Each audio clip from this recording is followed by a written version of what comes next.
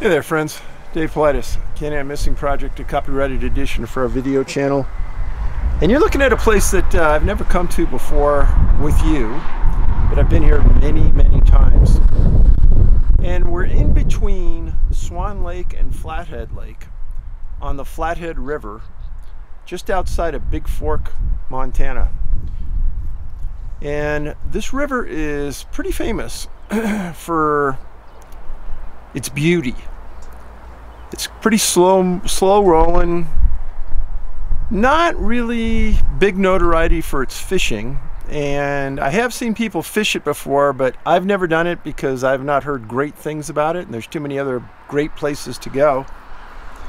But this is on a major highway between Big Fork and Missoula, and that's why we're here right now. If you hear some cars in the background, that's what it's about. People say, well, Dave, why don't you go to an area where there aren't so many cars or trucks or boats or... Ha ha ha. It's pretty funny. Most of the places that have good views are compromised by something. Whether it's rapid water, wind, trains, which we have a lot of here in Montana, airplanes. There's all kinds of noise pollution, but if you bear with me to just have this beauty, we're going to talk about something that's pretty special to me and something I've never talked to you about before, but it's something you come across in the wilderness all the time.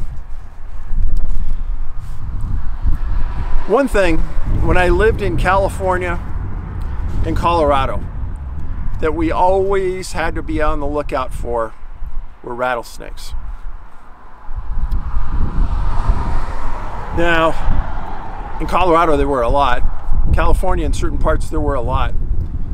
But here in Montana, on the western side of the Continental Divide, no snakes. No rattlesnakes, that is. No poisonous snakes, which is a good thing. And when you're hiking along, we really appreciate the idea of no snakes. But something that came up the other day while I was filming, and I actually showed it to you on camera, are bees. Bees are something that mean a lot to me because I really understand how they fit into our ecosystem and their importance.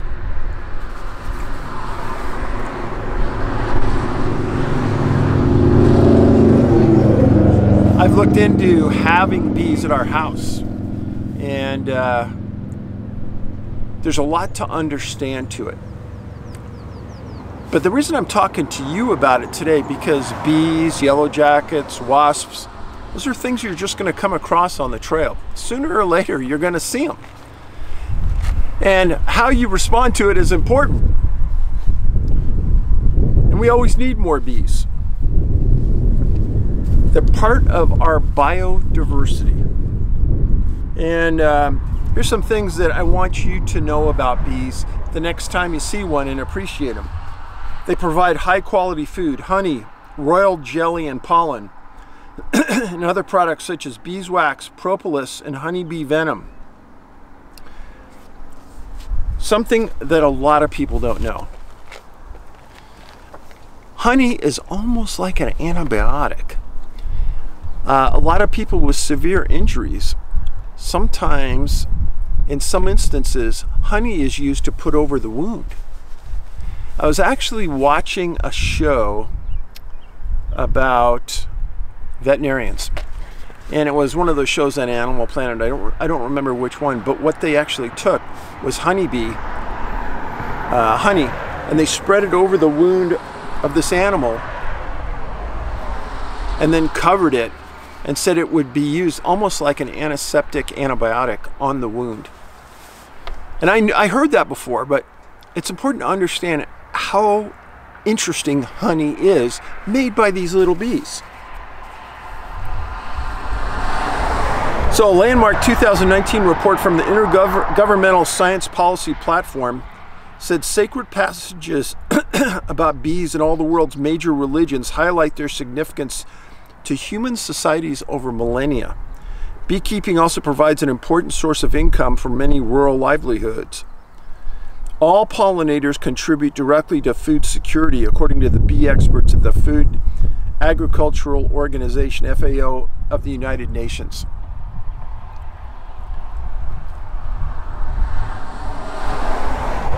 One-third of the world's food production depends on bees. How cool is that? 1/3 of everything we eat depends on bees.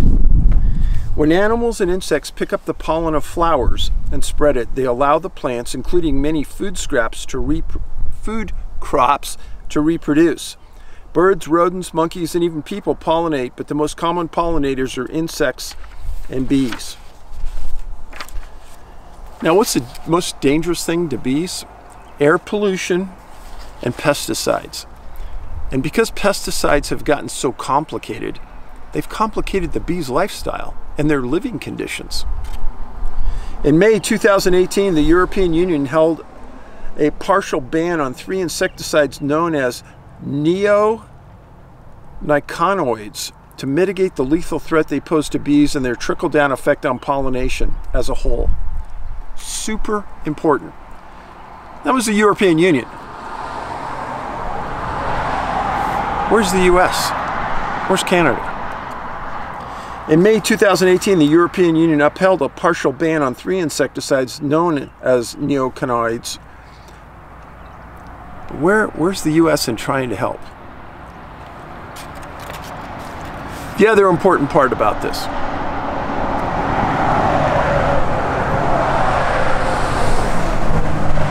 Really important. Difference between a yellow jacket and a bee. Do you know the difference?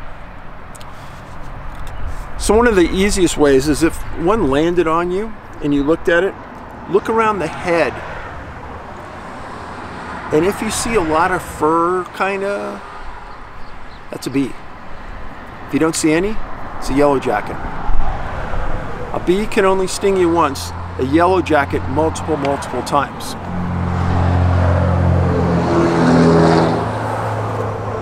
A honeybee is dull yellow with a rounder, fuzzy body, while the yellow jacket is bright yellow and thin. Their homes are very different. Honeybees build wax nests in high places, such as trees. Yellow jackets, on the other hand, create nests underground and camouflage their entrance. Important.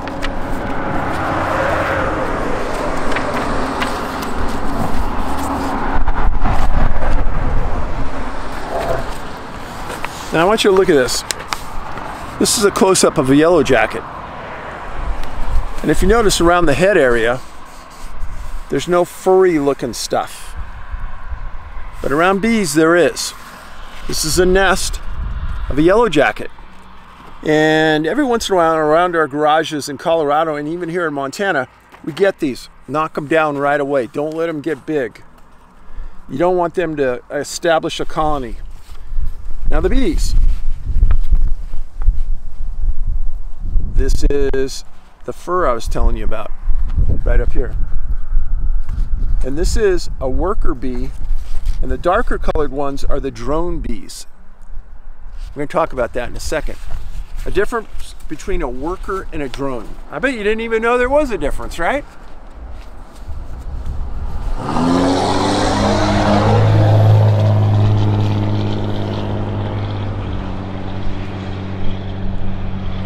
Drones are male honeybees, and workers are female honeybees, and they're the most common inside of a beehive. The only other type of bee inside the hive is the queen, and there's only one of her, which makes sense, right? The queen.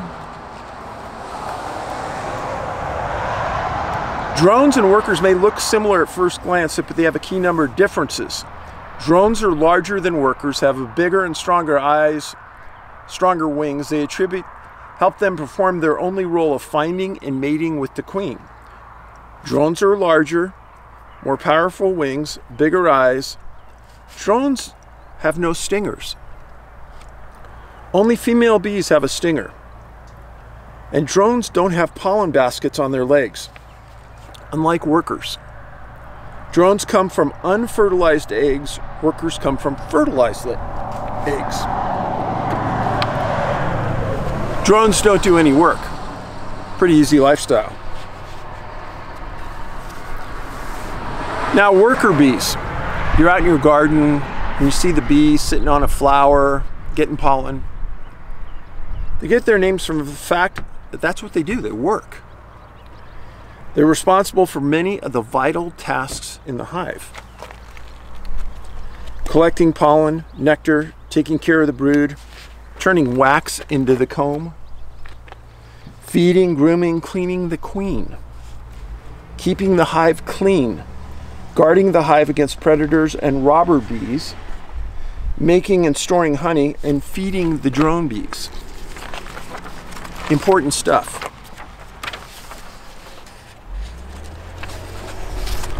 Let me show you another picture. It's important.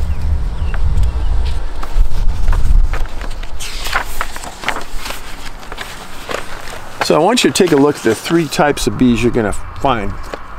Worker, drone, worker on the left, drone on the right, and the queen in the middle. The queen, if you ever see a really large bee, that's the queen.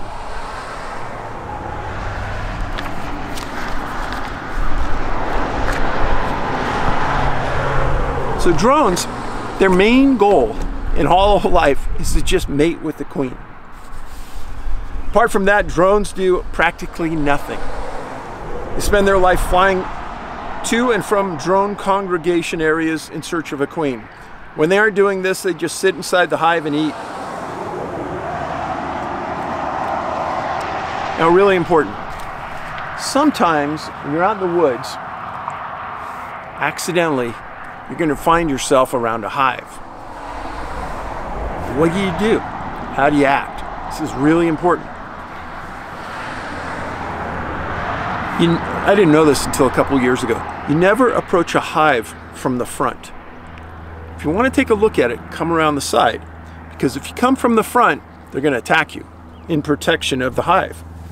They'll retaliate. When you're around a hive, don't dress like I am right now. Wear light colors. White is the best. Honeybees are agitated by dark colors. Interesting, huh? But if you think about the wilderness, black bears are black. Grizzly bears are dark brown. Those dark colors they associate with danger. Keep pets out of the way of any bee hive or bees in a yard. If you're around bees, just like any other creatures, stay calm. Don't get agitated.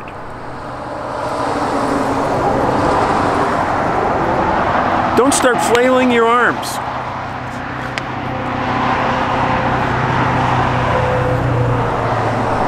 Whatever you do.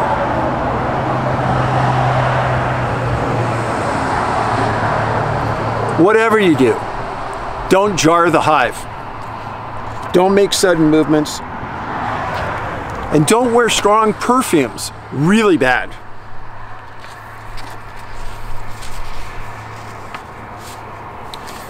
Now, some people have said that the increase in use of insecticides has caused the increase of bee collapse disorder. On the other hand, there are fears that the agriculture itself is suffering the loss of bees.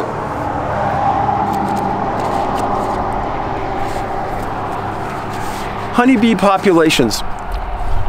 There's a lot of misnomers out there about this. I gotta say, I don't trust our government about this, but this is what they say. Honeybees aren't on the endangered list, but many are still under the impression that they soon will go extinct. Since the species is known for its role in agriculture, the blame is placed on the ag industry for colony collapse disorder. An extensive analysis done by the Washington Post and published in 2017 showed bee numbers sitting at close to historical highs. The research showed that since 2006, when CCD was identified, the number of honeybee colonies has risen. A lot of that is awareness. It's awareness from people of the importance of bees and them growing their own colonies. Data from the U.S. Department of Agriculture show general strengths in the high bee colonies. In 2017, the U.S. had 2.88 million honeybee colonies, down 12% from a record 3.28 in 2012. Again, I'm just someone who's always questionable about bees and their health.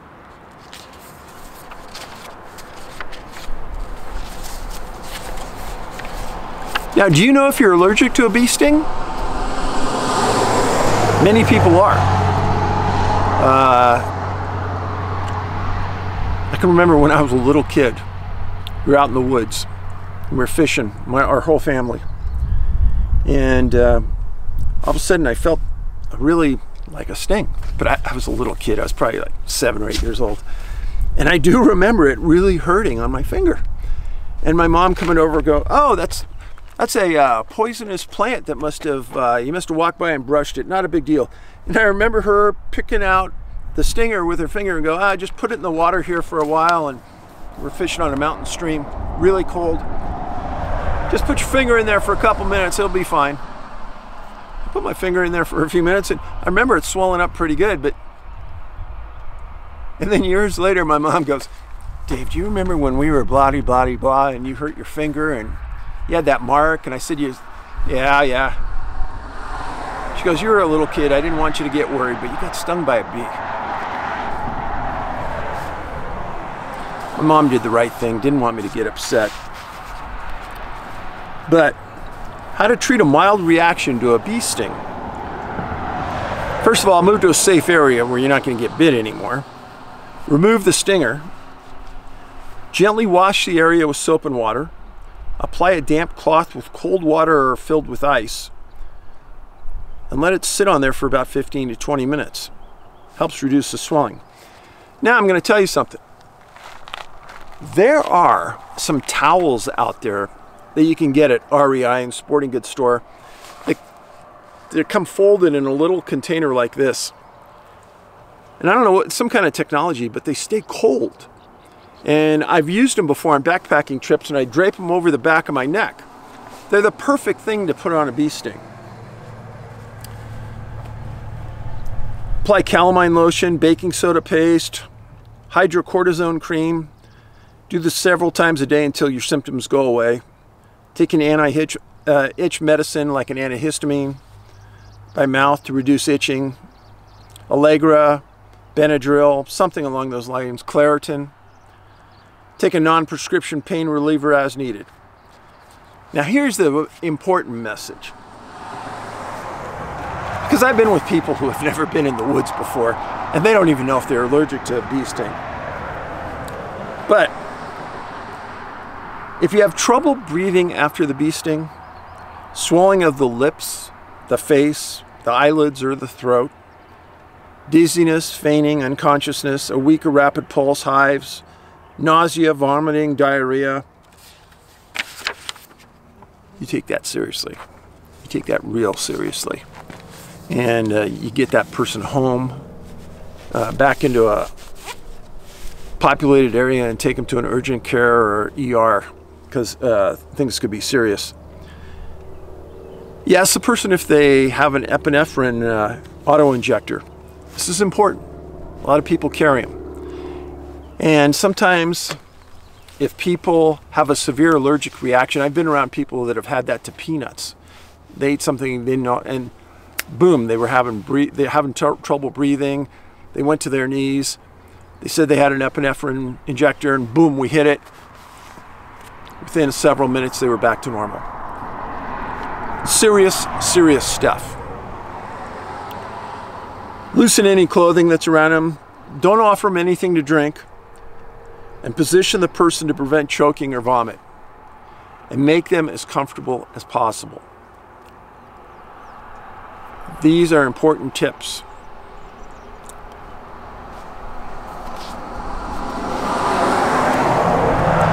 One of the things that in the last 10 years that they've started to offer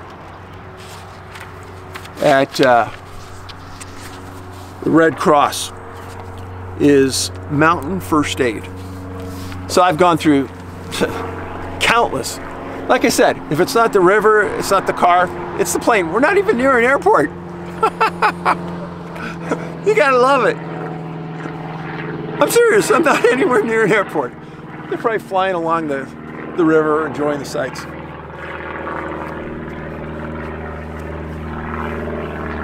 So, first aid course. If I was a young parent and I didn't know anything about first aid, I would take a first aid course. Red Cross gives great classes and their instructors are really good. I've taken probably as many first aid classes as anyone you know, because we had to get recertified as police officers, and it's always been an important thing to me because I don't want to ever be on the trail and see an emergency happen and not know what to do and feel inadequate. That would be horrible. And I've worked on a lot of people during the years in an emergency situation. And one thing, it's never bothered me. It's never caused a huge issue to me. I'm happy to help. And you won't know your reaction in that emergency until it's happening. A lot of people freak out. A lot of people freeze. Other people, boom, you just kick into gear with the way you're trained. I've told you before what I carry in my backpack: tourniquet, compression bandages, etc., things like that. And if you're traveling with kids, you got to carry a little more because you got to think about their needs as well. But friends, the reason I'm talking about bees is a multitude of reasons. First of all, we need people to care about them. Don't kill them. If you see them, don't do wild, jerky things. Just lightly look at them. They'll fly away. Don't throw your arms around. They're a needed part of our world. And they make a miracle in honey.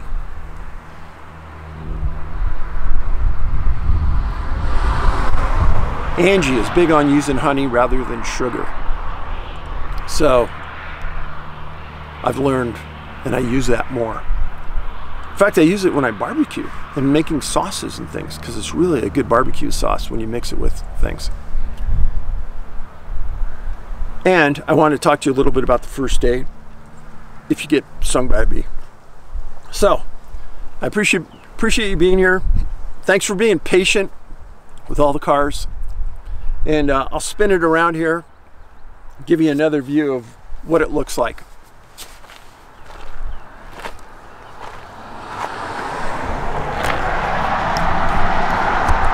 So right now you're looking south.